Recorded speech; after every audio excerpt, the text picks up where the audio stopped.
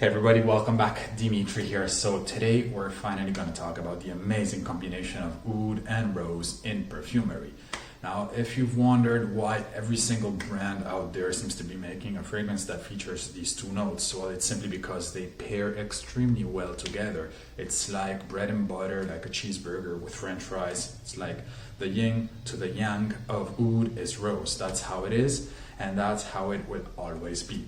Now, of course, some perfumes might feel a bit similar within one another, but today we're going to talk about 10 of the most incredible, exquisite, unique, unfortunately also expensive perfumes out there. Now, I haven't tried everything, so do not be offended if I do not mention your favorite perfume. I will not be talking about perfumes like Oud Satin Mood or Armani Rose d'Arabie or Jo Malone Rose Velvet and Oud, or actually Velvet Rose and Oud, simply because those actually are more geared towards a vanillic rose. They don't feature a prominent note of oud. So today is more about that natural smelling oud with a wonderful rose. Now I'm gonna also mention a few perfumes that won't make it to the list. I have 5. Number 1 would be Aoud by the house of Roja Dove. Now, I suggest you try everything that I talk about today and just decide for yourself. My nose lets me decide what I love, but yours is different. So Aoud is a fantastic perfume. I would have put this one in the top 10, but there's another Roja Dove that actually made it to this list, and I didn't want to mention the same brand twice. But despite this, guys, this is luxury in a bottle. I rarely have seen a color so beautiful in a perfume. This is like, you can't see anything through it. It will just surround you with a bubble of salty rose with a slight hint of delicate oud. Fantastic stuff. Next up, guys, I'm gonna pick in my pocket. I have Cuir Garamante. Now, there's another perfume from MDCI in the list, hence the reason why this didn't make it. This is just a fantastic saffronic, leathery, suede rose with a pinch of oud. Not enough to make it to the list. Then we have the wonderful Tom Ford Oud Fleur. Now, this is rarely talked about, and I don't understand why, because it is really a luxurious and enticing fragrance, very unique. I've never smelled anything like this. It's a bit of a bouquet of flower with that synthetic oud that made oud wood extremely famous. It smells good, it smells different, it smells also very luxurious. It's a long-lasting perfume. I suggest you give it a try. Then number 4, Oud Ispahan. Now, Oud Ispahan by Christian Dior, everybody talks about it, is a skanky oud with, of course, a synthetic rendition of the primary material. But despite that, I think it is a lovely and a very particular fragrance that is extremely similar to one that actually made it to the list, and you all know what I'm talking about, of course. If you've been in this game for long enough, the same perfumes keep coming up. But I tried to make this list a bit different. And then next I have New York Oud by Bond number 9. This is a fruity rose and oud perfume. Probably does not use the real thing. But that being said, this is very jammy. It's probably geared towards the feminine sector, even though men could rock this no problem. Really enjoyable. A bit sharp perhaps, but if you like fruity roses, lemony with a slight touch of oud, then try this one out. Now, top 10. These are actually in no particular order. I'm gonna mention the ones that I love the most, but I didn't feel like doing like from 10 to 9. I'm just gonna mention them randomly. So number 10, Oud Palao. This is similar to Oud Ispahan, a bit skankier, and I actually prefer it. If you don't like skanky in your perfumes, forget about this one. I believe the reason why it smells so strong is because they might have used a bit of scatol, which is basically a synthetic that represents the civet.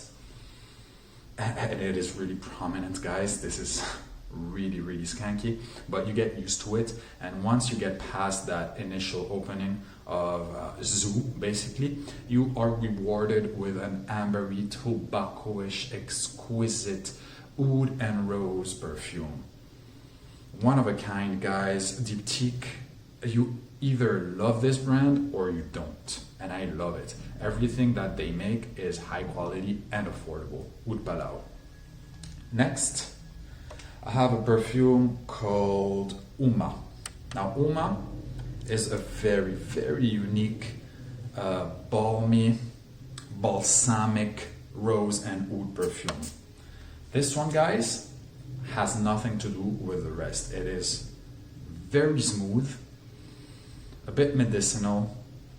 Man, it's like butter. I kid you not, this is the smoothest oud perfume out there nowadays, probably. It will not even remind you too much of a typical rose. The rose will start emerging a bit later during the dry down. The opening is saffronic, balsamic, rich, buttery, and very smooth. Overall, this is just silky smooth. Lovely stuff. This will last an eternity, and it is of very high quality. Lovely stuff. Oumma by Stephane Humbert Lucas 777. Next, number 8. This is Oud Infini, the Skanky Beast. This is a zoo in a bottle. This is my sample number 3 or maybe 4. And I'm telling you guys, I'm the only one in my family that enjoys it. Everybody thinks I stink when I wear this, but I don't care. Because once you get used to that, it's just, it rewards you with sexiness and lusciousness. It's just so good. Oh man, that dirty, dirty civet mixed with a wonderful high quality oud. And again, the rose will start popping up a bit later during the mid and dry down. This is the real deal, guys. If you've wondered why it's so expensive, it's because it uses real oud, it uses high quality rose, it uses the best materials out there. And honestly, it's just Dusita's masterpiece. This one put her on the map. Everybody knows Dusita because of this perfume. You either love it or completely hate it. For me, it's a big love. I'm saving up for a bottle. It's just very expensive, guys. Number 7, Cuir Cavalier by the house of MDCI. Now this, guys, this is the proper rendition of rose and oud with a touch of leather and some saffron. The stuff of Arabian dreams. This is like a chic wearing an incredible fragrance. Fantastic. This will get you noticed.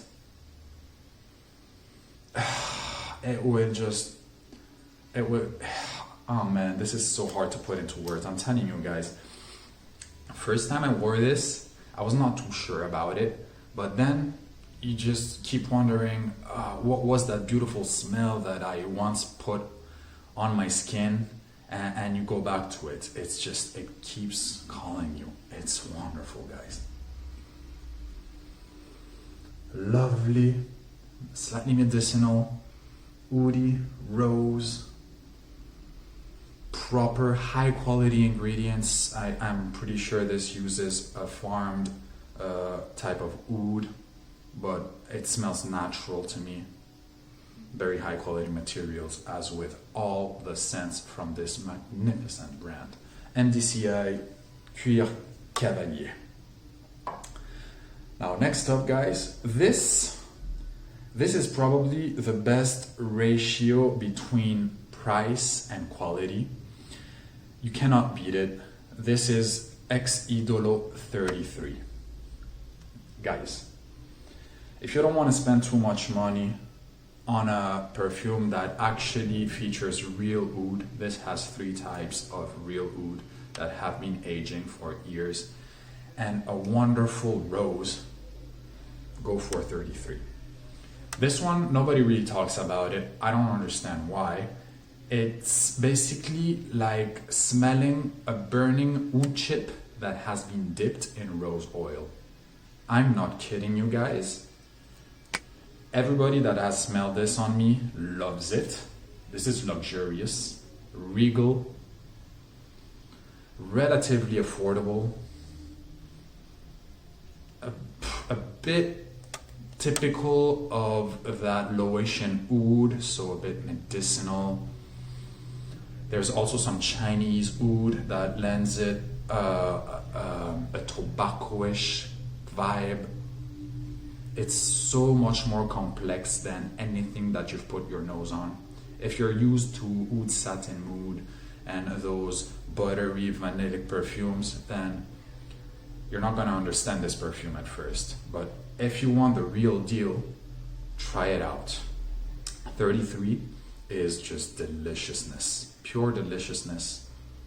I'm glad I have it in my collection. This is fantastic, and I actually dropped the money for it, so you can rest assured this is high quality stuff. Next up, guys, I would probably not be able to afford this, maybe in 5 years. This is The Night by Frédéric Malle. I have a 2 ml sample that pretty much cost me like a bottle of an average designer scent. And these 2 mls, guys, this is like a treasure to cherish. This is the type of scent that you want to wear during your wedding. The stuff of dreams. There's an overdose of oud that just kills you. I love this opening, the dry down too. It smells like an attar, like a proper attar. I'm not going to talk about attars today, even though I could have. I just want to mention the perfumes that contain ethanol, because otherwise I could have mentioned perfumes from Sultan Pasha, a few from Maison, and others. Now guys, The Night, I'm not sure the price is totally justified, but I'm telling you, if I was rich, I'd have it in my collection. It's just that beautiful. This is honestly something that you need to experience. Try to find a small sample somewhere on the internet. They are available. The opening is a bit challenging for the newbies, but if you've been into this game for a while, trust me, you're gonna understand the subtleties. This is just some high quality stuff, very high quality, a lot of oud, a beautiful rose, the type of scent that a Middle Eastern millionaire should be wearing. Just out of this world experience. And talking about out of this world, there's a perfume called Dubhe by the house of Tiziana Terenzi. Now this one is insanely expensive, not as much as The Night, but almost. Dubhe, guys, I'm not gonna spray it on myself right now because I'm smelling the beautiful Dusita perfume along with Cuir Cavalier. Dubhe is the pinnacle of Tiziana Terenzi's collection. Now, if you enjoy Tiziana Terenzi in general, I do, but I think that some of his perfumes are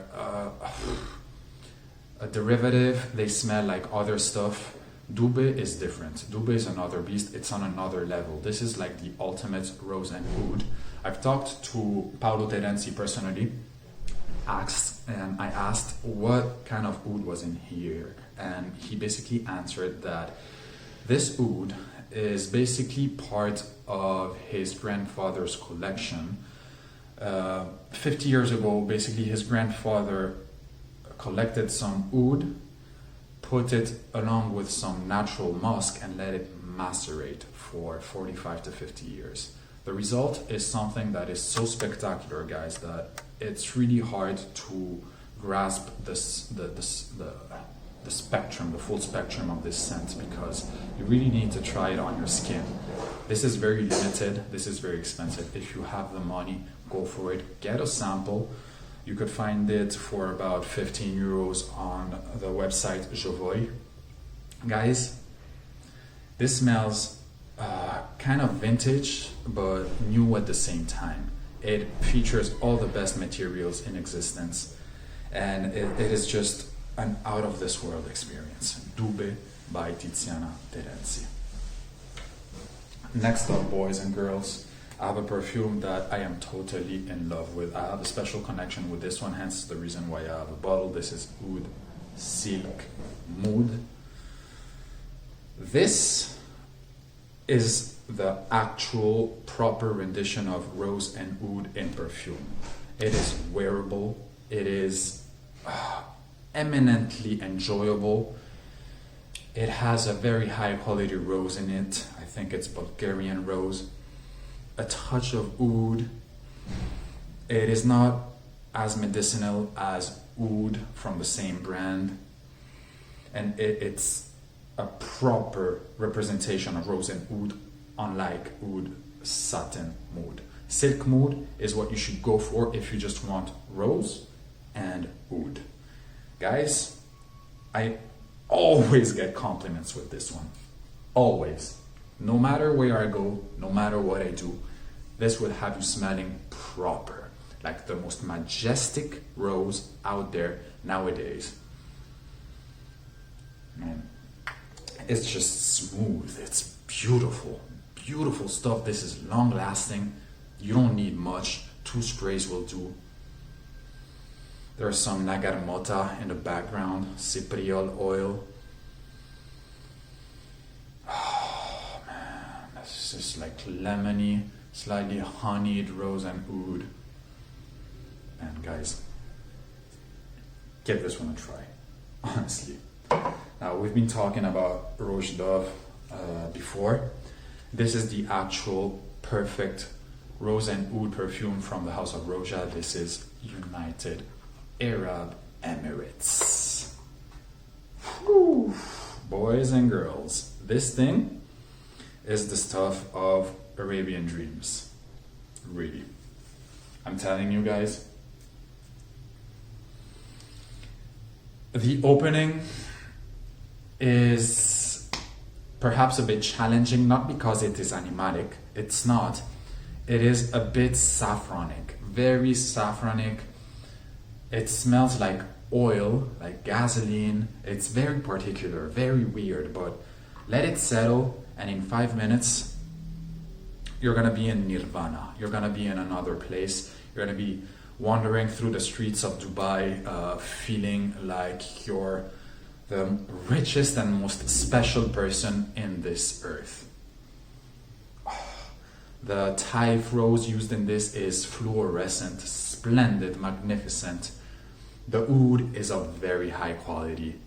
The price is insane, but guys, if you want the best, oud and rose, and know that both rose and oud are 2 of the most expensive materials in perfumery. If you want a proper perfume that features these 2 notes, you're gonna have to spend a lot of money. There's no way around it unless you're getting 33. 33, I'm telling you, it's the best ratio between price and quality. You can't get better than that.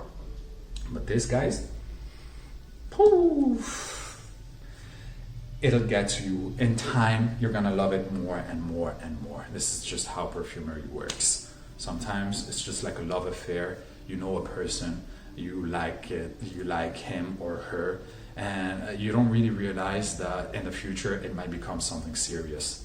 Same thing happens with this perfume. Now, last but not least, actually this might be the best representation of rose and oud in perfumery from what I've tried so far.